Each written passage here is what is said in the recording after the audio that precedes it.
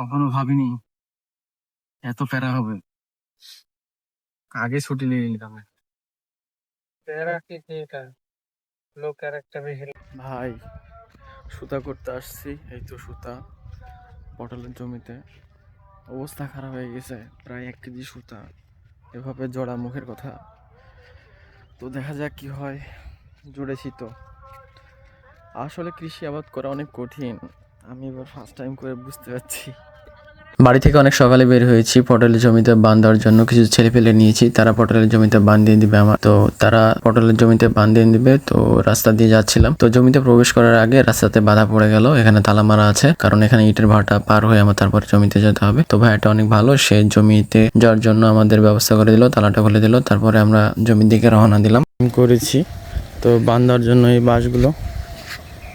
বাঁশগুলো বাড়ির বাঁশ কাটা হয়েছে, তো নিয়ে আসলাম এই জায়গাতে।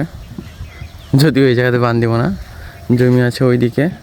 কিছু ছেলেপেলে আছে যারা হচ্ছে বাঁশগুলো নিয়ে যাবে, বান দিবে, আমার পরিচিত ছেলেপেলে।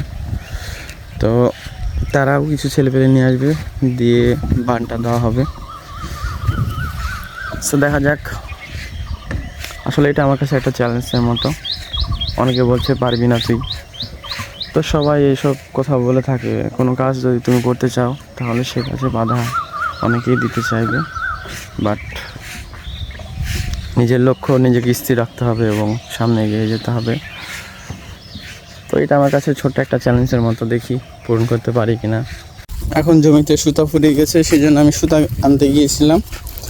তো এই তো সুতা আনছি। এই যে দেখছেন জমি, ওইদিকে আমার জমি আছে। সো এখন আমরা যাব, যে সুতাটা দিব জমিতে যারা কাজ করছে তাদেরকে দিতে হবে। তো যাওয়া যাক।